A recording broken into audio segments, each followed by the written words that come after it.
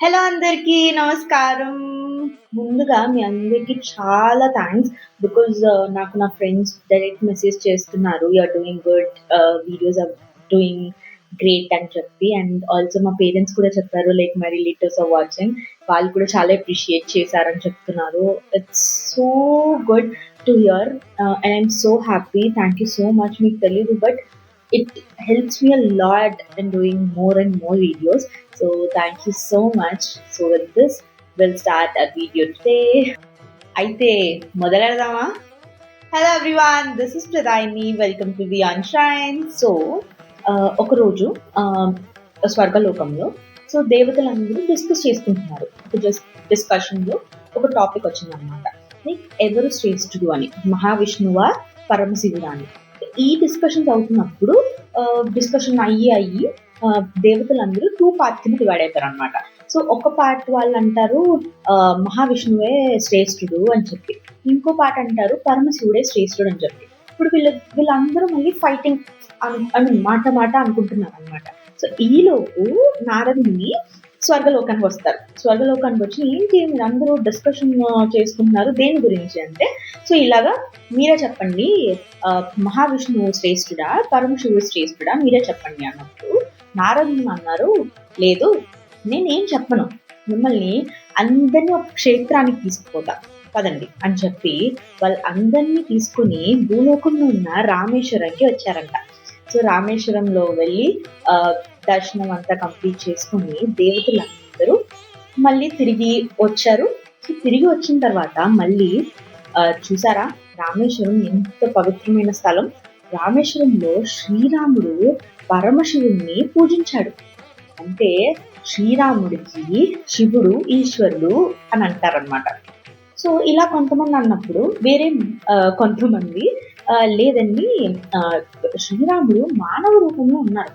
So మానవ రూపంలో ఉన్నప్పుడు పరమశివుని పూజిస్తే ఎంత లాభాలు ఉంటాయో చూపించడానికే చేశారు, అలా కాదు శ్రీరాముడే శివుడికి ఈశ్వరుడు అని అంటారు అనమాట.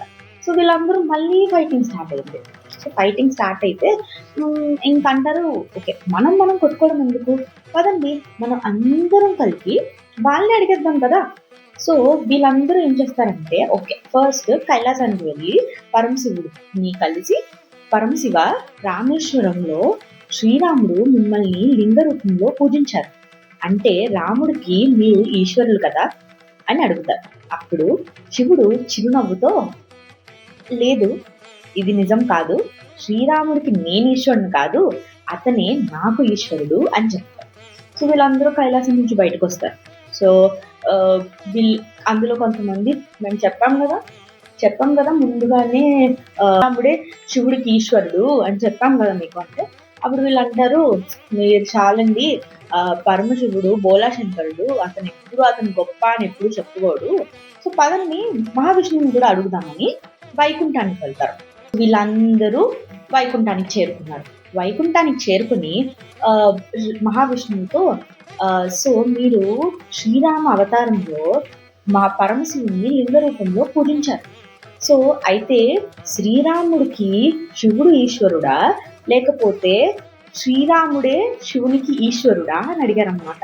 సో అప్పుడు మహావిష్ణువు, లేదండి నేను పూజించాను, సో నాకే పరమశివుడు ఈశ్వరుడు, నేను అతనికి ఈశ్వరుడు కాదు అని ఇతను చెప్పారనమాట.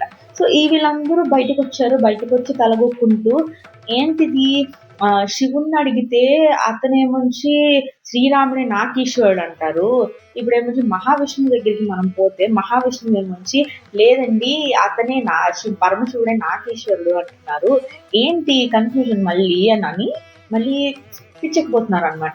సో ఇలా కాదు, వాళ్ళని అడిగితే మనకి ఇలాగే ఆన్సర్స్ వస్తాయి. సో వేరే అతను ఉన్నారుగా బ్రహ్మ, సో అతని దగ్గరికి వెళ్దాం, అతని దగ్గరికి వెళ్ళి అతన్ని అడుగుదాం ఏంటి అని. సో వీళ్ళందరూ కలిపి బ్రహ్మ దగ్గరికి వెళ్ళారు ఇప్పుడు. సో బ్రహ్మ వీళ్ళందరినీ చూసి, ఓ దేవతలారా ఏంటి మీరందరూ ఇలా వచ్చారు, ఏంటి సంగతి అని అడిగితే, అప్పుడు వీళ్ళందరూ అంటారు, బ్రహ్మ మేము ఇప్పుడే రామేశ్వరం దర్శనం చేసుకుని వచ్చాం, అండ్ మాకు కొంతమంది శ్రీరాముడు శివునికి ఈశ్వరుడు, ఇంకొంతమంది శివుడు శ్రీరాముడికి ఈశ్వరుడు అని చెప్పి మాట మాట వస్తుంది. సో మీరు చెప్పండి ఎవరు శ్రేష్ఠుడు అని చెప్పి అడిగారు అనమాట. ఇప్పుడు బ్రహ్మ వీళ్ళందరినీ, ఓ దేవతలారా మీరంతా ఎంత వెర్రోళ్ళో కదా, మహావిష్ణువు పరమశివుడు ఇద్దరు పరబ్రహ్మ స్వరూపులే, ఇద్దరికిద్దరు, ఎవరికి మించి ఎవరూ లేరు. శివాయ విష్ణు రూపాయ శివరూపాయ విష్ణవే, శివశ్చ హృదయం విష్ణుం విష్ణుం హృదయ శివ. సో దీని అర్థం ఏంటంటే శివుడు రూపం విష్ణువు, విష్ణువు రూపం పరమశివుడు. శివుని హృదయంలో విష్ణువు, విష్ణువు హృదయంలో శివుడు. సో ఇద్దరు ఒకటే. హరిహరులు, హరి అనగా మహావిష్ణువు, హర అనగా పరమశివుడు. సో హరిహరుల గురించి చెప్పడానికి చాలా కథనాలు ఉన్నాయండి మన పురాణ కాలంలో. చాలా కథనాలు ప్రూవ్ చేస్తాయి శివుడు విష్ణువు ఒకటే, ఇద్దరు ఒకటే అని చెప్పి ప్రూవ్ చేయడానికి చాలా అంటే చాలా కథనాలు ఉన్నాయి. ఇవన్నీ నా వీడియోస్లో, అప్కమింగ్ వీడియోస్లో కవర్ చేస్తాను. బట్ ఇప్పుడు coming to our story again. ఇప్పుడు బ్రహ్మ ఇలా చెప్తారు, సో మీరు ఇప్పుడు వెళ్ళి వచ్చారే రామేశ్వరం, రామేశ్వరం ఒక సమాధానం కాదు, అది ఒక సాక్ష్యం. విష్ణువు శివుల ఏకత్వానికి జ్యోతిర్లింగ సాక్ష్యమే రామేశ్వరం అని చెప్తారు.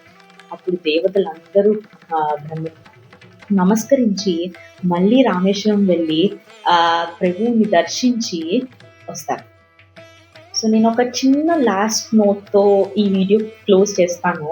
సో రామేశ్వర దర్శనం అంటే కేవలం యాత్ర కాదు, అది హరిహరుల ఏకత్వానికి మన మనస్సులో ప్రతిష్ఠించే ఆధ్యాత్మిక అనుభూతి. రాముడు శివుణ్ణి పూజించిన విధంగా మనము భక్తితో ఆరాధిస్తే జీవితంలో జ్ఞానం, శక్తి, శాంతి ఒకేసారి పొందగలం. రాముడు శివరూపాన్ని పూజించడం ద్వారా హరిహరులు వేరువేరు కాకపోవడాన్ని చూపిస్తారు. విష్ణు అవతారమైన శ్రీరాముడే శివుణ్ణి ఆరాధించడం దైవంలో ఉన్న పరస్పర గౌరవానికి అద్భుతమైన ఉదాహరణ.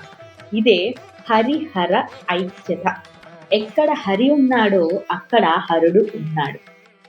So this is the end of our video. మీకు ఈ వీడియో నచ్చిందని అనుకుంటున్నాను. నచ్చితే please do like, share and subscribe to Beyond Shrines, and follow me on Instagram for more updates and more videos. Thank you so much. Bye bye.